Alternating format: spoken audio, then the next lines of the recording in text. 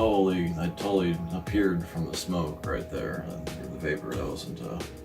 I didn't just walk from off screen after having blown it in front of the camera. All right, Black Tiger here. So yeah, Halloween just passed, and it basically skips straight to Christmas if you go into any stores. You know, they already playing all that music and it. They have all those decorations out, and oh man, so you know, yay, right? But anyways. I wanted to talk briefly about this Halloween stuff and certain people that always get mad about cultural appropriation. Blah, blah, blah, blah. So, I'm going to read select excerpts from this article from womenwriteaboutcomics.com.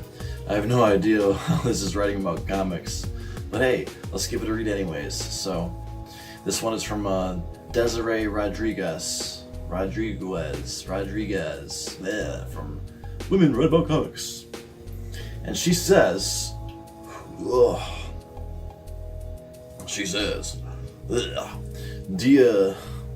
de Muertos, I think they spelled Muertos or Muertos wrong on there. Okay, so Dia de Muertos, isn't it Dia de los Muertos? What? Oh, whatever. This article hasn't even really started. I'm already gonna throw up over it.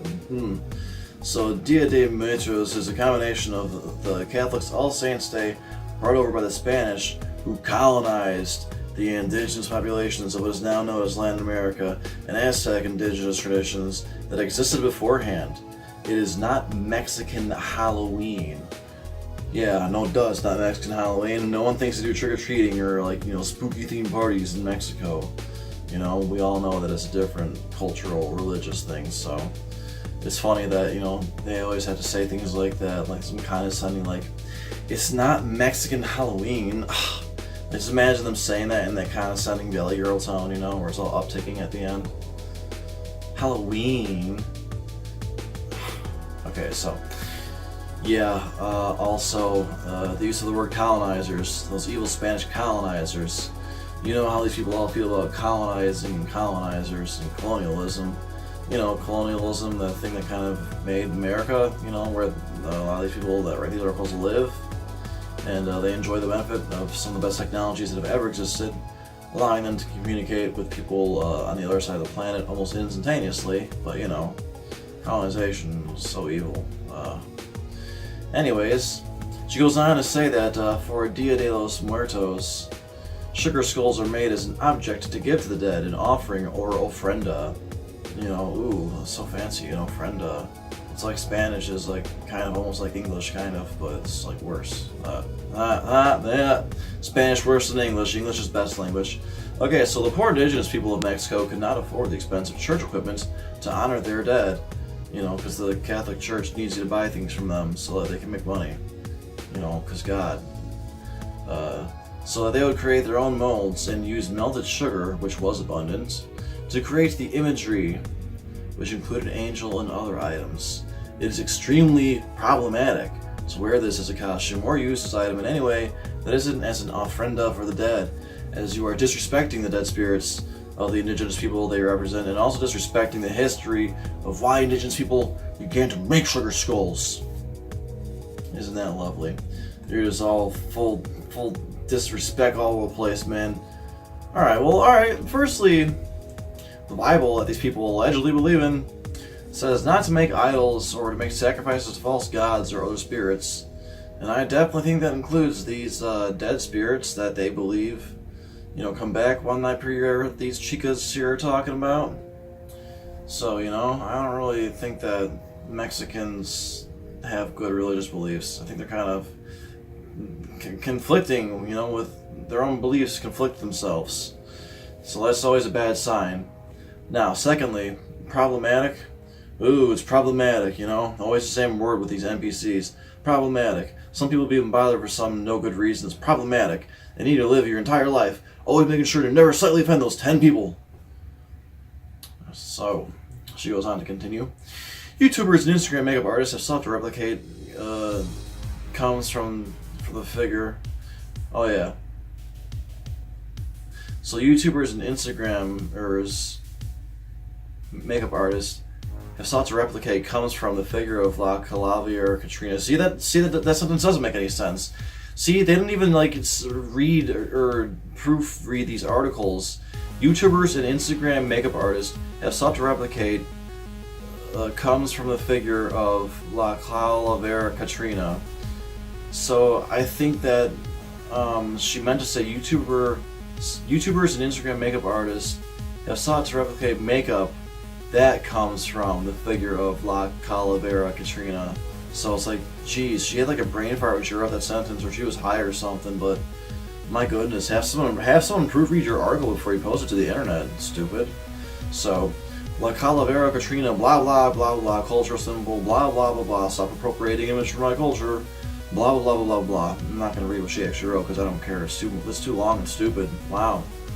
Meanwhile, in the real world, potential Republican president candidate Donald Trump, of course, obviously this is before he won.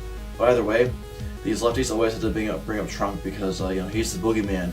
He's the reason for everything bad in their universe. He's the destroyer of all worlds. He's the most evil man that ever exists, worse than Hitler and all the Nazis that follow him, and all the Nazis that follow Trump. Because now everyone's a Nazi because we said so. He's like the source of all evil. He's the eye of Sauron. He's Satan himself. The liberals have no idea how ridiculous they sound when they say all these things. It's embarrassing. The leftists, the NPCs, whatever. Alright, so let's continue with what she says. To take bits and pieces of the culture of people who are being systematically oppressed and reselling them through the lens of white mainstream consumer directly contributes to the ethnic minority oppression within America. And it's like, yeah, wow, minorities getting jobs because people make products stemming from their culture. They're being oppressed by being able to make money and by still being able to practice and engage in their culture freely here in America. Oh, that's such oppression. Oh man, let me tell you. No, it's not. They're not being oppressed, dummy. Jeez. She goes on to say, if I see one more white woman or otherwise telling me or other Latinx people that we should be flattered by Wet n Wild promoting their new Sugar Skull makeup products on Instagram, or some prominent beauty blogger doing a Sugar Skull tutorial because it's pretty, I will scream. And you know what? She's not joking. She really will scream. They always do because they're insane. They're dictated by emotion, the primary ones being anger and fear. They do not ascribe to logic and reason as their primary driving forces in their decision-making processes. They're emotion-driven, insane people. So I'm going to see if I have to break and go on, or if I can continue for the other half end of this.